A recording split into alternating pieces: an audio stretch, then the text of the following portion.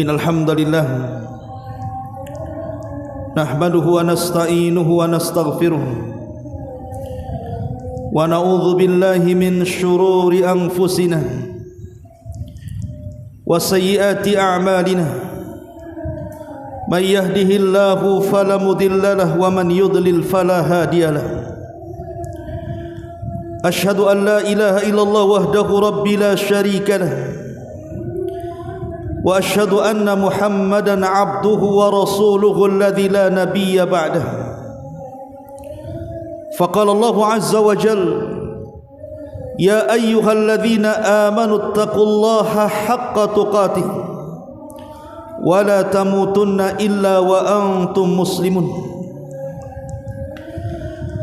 فإن أصدق الحديث كتاب الله وخير الهدى هدى محمد صلى الله عليه وسلم وشر الأمور محدثاتها وكل محدثة بدعة وكل بدعة ضلالة وكل ضلالة في النار أما بعد معاشر المسلمين أوصيكم ونفسي بتقوى الله فقال الله عز وجل Inna akramakum indallahi atqakum. Fa usalli wa usallimu ala sayyidina Muhammadin wa ala alihi wa sahbihi wa sallama tasliman katsira. Ma'asyiral muslimin, sidang jamaah Jumat yang dimuliakan Allah Subhanahu wa taala. Di zaman Nabi sallallahu alaihi wasallam, banyak para sahabat datang kepada Nabi sallallahu alaihi wasallam bertanya soal kebaikan. Tapi ada satu sahabat, dia tidak bertanya soal kebaikan, tapi dia bertanya soal keburukan. Dialah Hudzaifah ibnul Yaman radhiyallahu anhu. Ketika Hudzaifah ibnul Yaman ditanya, kenapa ketika manusia bertanya kepada Nabi sallallahu alaihi wasallam soal kebaikan, Anda bertanya soal keburukan? Maka Hudzaifah ibnul Yaman mengatakan, makhafatan an yudrikani, karena takut kalau seandainya aku tidak mengenal keburukan, keburukan itu akan menimpa diriku. Begitulah seorang bijak mengatakan, araftu syarra la li syarri, walakin litawaqqihi wa man lam ya'rifu asy-syarra minal khairi fawaqa'a fi. Aku mengenal keburukan bukan untuk diamalkan, tapi aku mengenal keburukan biar mudah untuk ditinggalkan. Karena siapa yang tidak bisa membedakan mana yang baik mana yang buruk, boleh jadi mungkin dia terjerumus kepada keduanya. Ma'asyiral muslimin yang dimuliakan Allah Subhanahu wa taala, maka pada khutbah kali ini kita akan menjelaskan tentang manusia-manusia yang mereka terlaknat di sisi Allah Subhanahu wa taala. Celakanya, terkadang di antara mereka melaksanakan salat, mereka berpuasa, sebagian mereka melakukan sedekah, membaca Al-Quran, berzikir dan begitu seterusnya. Tapi mereka menjadi manusia-manusia yang dilaknat oleh Allah Subhanahu wa taala. Siapa mereka? Ma'asyiral muslimin yang dimuliakan Allah Subhanahu wa taala, para ulama mengatakan sebuah dosa apabila didahului dengan laknat Allah Subhanahu wa taala, maka dosa itu termasuk dari dosa-dosa besar, minal kabair. Dan arti laknat itu artinya seseorang dijauhkan daripada rahmat Allah Subhanahu wa taala dan didekatkan dengan azabnya. Tentu ini di akhirat. Dan di dunia orang-orang yang dilaknat Allah Subhanahu wa taala, mereka akan dijauhkan dari berkah, dijauhkan dari kebaikan dan taufik dari Allah Subhanahu wa taala. Makanya begitu ruginya orang-orang yang dilaknat oleh Allah Subhanahu wa taala.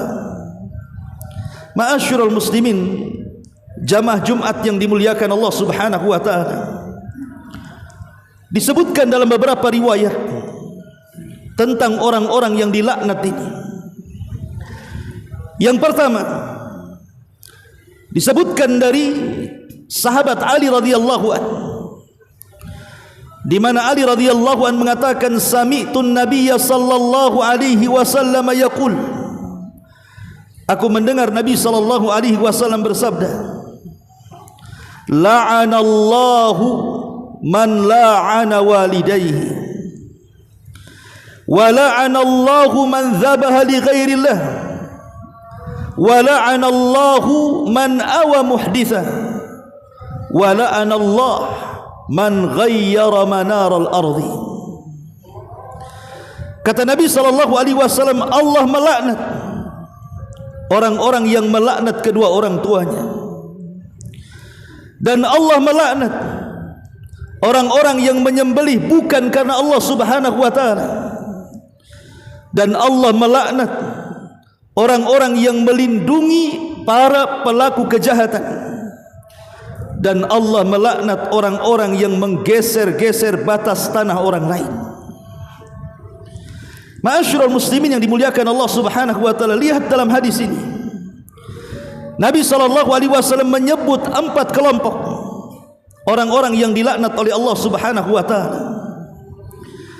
Pertama, kata Nabi sallallahu alaihi wasallam, orang yang melaknat kedua orang tuanya, baik dia melaknat secara langsung ataupun tidak langsung. Secara langsung tentu kita ma'ruf, seorang anak mencaci maki orang tuanya, menghina orang tuanya, merendahkan orang tuanya. Tapi secara tidak langsung maksudnya apa? Kata Nabi sallallahu alaihi wasallam, seseorang melaknat orang tua orang lain, kemudian keluarganya tidak terima dengan laknatan kita, akhirnya dia melaknat orang tua kita. Jadi kita merendahkan orang tua orang lain, kemudian anak-anaknya tidak terima, kemudian melaknat orang tua kita. Itu sama dengan kita melaknat orang tua kita lewat lisan orang lain disebabkan kita. Maka anak-anak yang seperti ini, kata Nabi sallallahu alaihi wasallam, la'anallahu man la'ana walidayhi, Allah melaknat orang yang melaknat kedua orang tuanya. Dan ingat bahwa orang yang melaknat maka laknat ini akan melesat ke langit. Kata Nabi SAW, kemudian pintu-pintu langit akan tertutup, kemudian laknat ini akan kembali ke bumi, dan pintu-pintu bumi akan tertutup, kemudian laknat akan ke kiri dan ke kanan, dan semuanya tertutup, kemudian akan kembali kepada orang yang melaknatnya. Ma'asyiral muslimin yang dimuliakan Allah Subhanahu wa taala. Ini yang pertama. Kemudian yang kedua, kata Nabi SAW, la'anallah man dzabaha li ghairillah. Allah melaknat orang-orang yang menyembelih bukan karena Allah Subhanahu wa taala. Karena yang menyembelih adalah sebuah ibadah, tidak boleh diberikan kepada selain daripada Allah. Allah Subhanahu wa taala berfirman, "Qul innas salati wa nusuki wa mahyaya wa mamati lillahi rabbil alamin." Katakan, sesungguhnya salatku dan penyembelihanku alias korbanku, hidup dan matiku hanya diserahkan kepada Allah Subhanahu wa taala. Dan Nabi SAW mengatakan, man dzabaha li ghairillahi faqad asyrak. Siapapun yang menyembelih bukan karena Allah, maka dia telah menyekutukan Allah Subhanahu wa taala. Betapa banyak kaum muslimin yang mereka menyembelih bukan karena Allah Subhanahu wa taala. Mereka menyembelih untuk pepohonan, mereka menyembelih untuk lembah-lembah dan lautan, mereka menyembelih untuk jin, seperti yang dilakukan para dukun dan paranormal. Maka semuanya dilaknat oleh Allah Subhanahu wa taala. Kemudian yang ketiga, la'anallah man awa muhditha. Allah melaknat orang-orang yang melindungi kejahatan. Maka saya nasihatkan dari sini, Anda yang berprofesi sebagai pengacara, hati-hati. Terkadang pengacara ini ketika mendapatkan klien, dia tahu kliennya jahat, dia yang bersalah, dia yang melakukan kefasikan, tapi demi uang dia melindungi, terkadang atas nama hukum. Maka Allah, Nabi SAW mengatakan, la'anallah man awa muhditha. Allah melaknat orang-orang yang melindungi orang jahat. Kemudian yang terakhir, Nabi SAW mengatakan, la'anallah man ghayyara manaral ardh. Allah melaknat orang-orang yang menggeser-geser patok atau pembatas-pembatas tanah milik orang lain. Kalau seandainya menggeser tanah saja, mungkin tanah kita ditambah 1 jengkal tanah orang lain atau 2 jengkal tanah orang lain, itu akan dikalungkan 7 lapis bumi yang kita ambil. Macam mana orang yang mengambil tanah 1 kapling, 2 kapling, 1 hektar, 2 hektar? Maka Nabi SAW mengatakan, la'anallah man ghayyara manara ardh. Maka Allah melaknat orang-orang yang mereka merubah-rubah batas tanah. Ini hadis yang pertama. Kemudian hadis yang kedua, hadis dari Abi Hurairah radhiyallahu anhu. Hadis ini disahihkan oleh Syekh Nasiruddin Al-Albani rahimahullahu taala. Kata Nabi SAW, la'anallahu sab'atan min khalqihi min fawqi sab'is samawat. Allah melaknat 7 kelompok dari makhluknya dan dilaknat dari 7 lapis langit di atas sana. Kemudian Nabi SAW menyebutkan 7 kelompok itu. Yang pertama kata Nabi SAW, mal'unun man amila qauma lutin. Mal'unun man amila qauma lutin. Mal'unun man amila qauma lutin. Rasul menyebut 3 kali, dilaknat orang-orang yang melakukan perbuatan seperti kaum Lut. Dilaknat orang-orang yang melakukan perbuatan seperti kaum Lut. Dilaknat orang-orang yang melakukan perbuatan seperti kaum Lut. Rasul mengulang 3 kali. Subhanallah. Hari ini banyak orang-orang yang terjerumus kepada laknat yang pertama ini. Bahkan orang-orang yang melakukan perbuatan kaum Lut, mereka terorganisir, yang kita sebut dengan LGBT. Padahal perbuatan kaum Lut ini, perbuatan kaumnya kaum Lut ini bisa mendatangkan azab Allah Subhanahu wa taala. Dan tidak ada dosa yang disebutkan dalam Al-Quran yang lebih jahat dibandingkan para pelaku homoseksual. Na'udzubillah thumma na'udzubillah. Kemudian yang kedua kata Nabi sallallahu alaihi wasallam, la'anallah man dzabaha li ghairillah. Allah melaknat orang-orang yang menyembelih bukan karena Allah Subhanahu wa taala.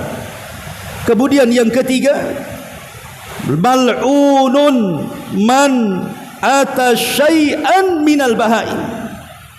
Allah melaknat orang-orang yang menggauli binatang, naudzubillah.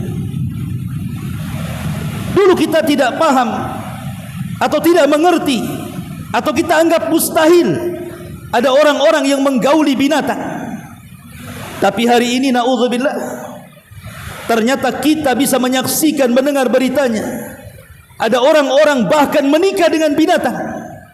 Maka mereka orang-orang yang terlaknat atas lisan Nabi sallallahu alaihi wasallam, mal'unun man ata syai'an minal bahimah. Mereka orang-orang yang terlaknat, orang-orang yang menggauli binatang. Kemudian juga yang keempat, Nabi SAW mengatakan, mal'unun man aqqa walidayhi. Terlaknat orang-orang yang durhaka kepada orang tuanya. Kemudian yang kelima kata Rasul, mal'unun man jama'a bainal mar'ati wa baina ukhtiha. Terlaknat orang-orang yang menggabungkan antara saudari dan saudarinya secara bersamaan ketika melakukan poligami. Dia menikahi wanita, kemudian menikahi saudarinya, padahal wanita yang dinikahinya belum meninggal. Dia gabungkan antara saudari dan saudarinya. Maka mereka orang-orang yang dilaknat Allah Subhanahu wa taala. Kemudian yang keenam, mal'unun man ghayyara hududal ardi. Dilaknat orang-orang yang merubah batas-batas bumi. Dan yang terakhir, mal'unun man idda'a ila ghairi mawalihi. Terlaknat orang-orang yang mengaku sebuah keturunan padahal dia bukan keturunannya. Seperti hari ini banyak orang-orang yang mengaku keturunan Nabi, ternyata setelah dikoreksi nasabnya tidak sampai kepada Nabi sallallahu alaihi wasallam. Maka kalau seandainya mereka menasabkan diri kepada keluarga Nabi padahal bukan dari keluarga Nabi, maka Nabi sallallahu alaihi wasallam mengatakan mal'un, mereka orang-orang yang dilaknat Allah Subhanahu wa taala. Ma'asyiral muslimin yang dimuliakan Allah Subhanahu wa taala, inilah orang-orang yang akan mendapatkan laknat, artinya dijauhkan daripada rahmat dan didekatkan dengan azab Allah Subhanahu wa taala. Aqulu ma tasmaun, aqulu qauli hadza wastaghfiru innahu huwal ghafurur rahim.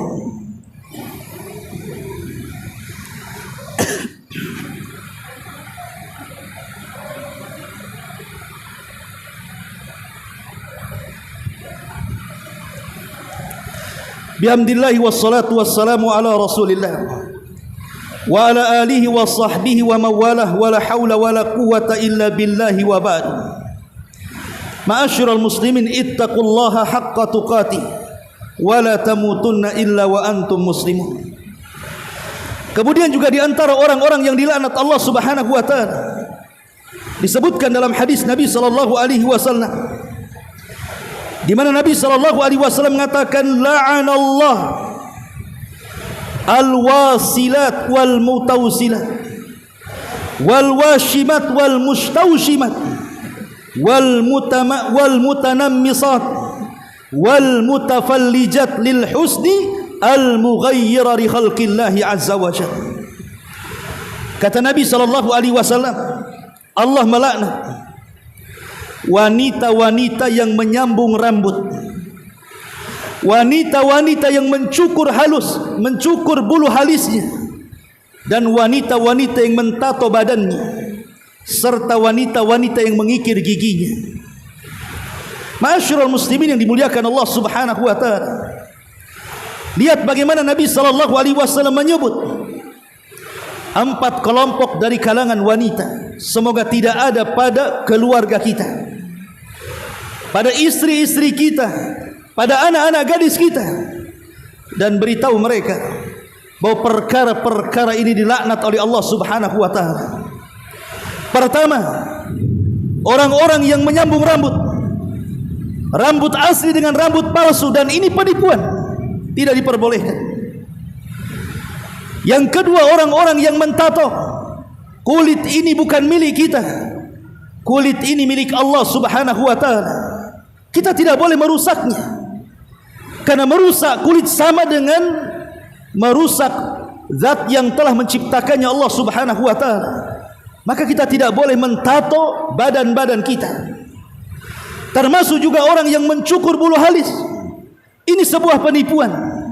Dan orang yang mengikir giginya, yang sekarang marak banyak wanita-wanita, mereka membehel gigi-gigi mereka. Kalau untuk urusan kesehatan, boleh jadi mungkin giginya renggang, tidak sebagaimana gigi-gigi orang lain yang normal, maka para ulama membolehkan. Tapi kalau hanya sekedar untuk kecantikan, merubah ciptaan Allah Subhanahu wa ta'ala, maka Nabi SAW mengatakan Allah melaknat wanita-wanita seperti ini. Kemudian juga di antara orang-orang yang dilaknat, kata Nabi SAW, adalah para peminum khamar.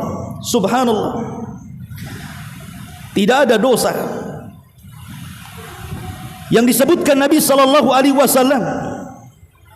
yang lebih parah dibandingkan para peminum khamar.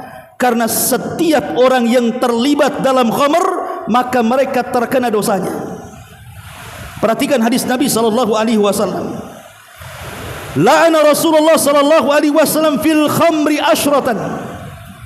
Nabi SAW melaknat dalam permasalahan khamr ini 10 perkara. Nabi SAW melaknat dalam permasalahan khamr, minuman keras ini 10 perkara. Kemudian kata Nabi SAW, asiraha wa mu'tasiraha wa syaribaha wa hamilaha wal mahmulata ilaihi wa saqiyaha wa ba'iaha wa akila thamaniha wal mushtari laha wal mushtarata lahu. Kata Nabi SAW, Nabi SAW melaknat dalam perkara khamar ini 10 perkara. Melaknat yang memerasnya, melaknat yang mengambil hasilnya, melaknat yang meminumnya, melaknat yang mendistribusikannya, melaknat yang memerasnya, melaknat yang menuangkannya, melaknat yang menjualnya, melaknat yang memakan hasilnya, melaknat yang membeli secara langsung, dan melaknat orang-orang yang membelikan khamar untuk orang lain. Na'udzubillah, semua sama. Semua dilaknat oleh Allah Subhanahu wa ta'ala. Termasuk orang-orang yang memakan riba, orang-orang yang memberi makan riba, orang-orang yang mencatat riba, dan orang-orang yang menyaksikan riba. Kata Nabi SAW, semuanya dilaknat oleh Allah Subhanahu wa ta'ala. Ma'asyiral muslimin yang dimuliakan Allah Subhanahu wa ta'ala. Dan banyak lagi perkara-perkara di mana orang-orang dilaknat oleh Allah karena dosa-dosa tertentu. Oleh karena itulah maka kita berlindung kepada Allah Subhanahu wa ta'ala agar kita tidak termasuk orang-orang yang dilaknat oleh Allah Subhanahu wa ta'ala. Innallaha wa malaikatahu yusalluna 'alan nabi ya ayyuhalladzina amanu sallu 'alaihi wa sallimu taslima. Allahumma ighfir lil muslimina wal muslimat wal mu'minina wal mu'minat al ahya'i minhum wal amwat innahu qaribun mujibu da'wa ya qadiyal hajah. Allahumma nas'aluka al 'afwa wal afiyata fid dunya wal akhirah. Allahumma nas'aluka al huda wat tuqa wal afafa wal ghina. Allahumma nas'aluka al jannah wa ma qarraba ilayha min qawli wa amal wa na'udzubika min sakhatika wan nar. Rabbana atina fid dunya hasanah wa fil akhirati hasanah wa qina adzaban nar. Wa sallallahu ala sayyidina Muhammadin wa ala alihi wa sahbihi ajmain. Qumu lis salatil jum'ah rahimakumullah.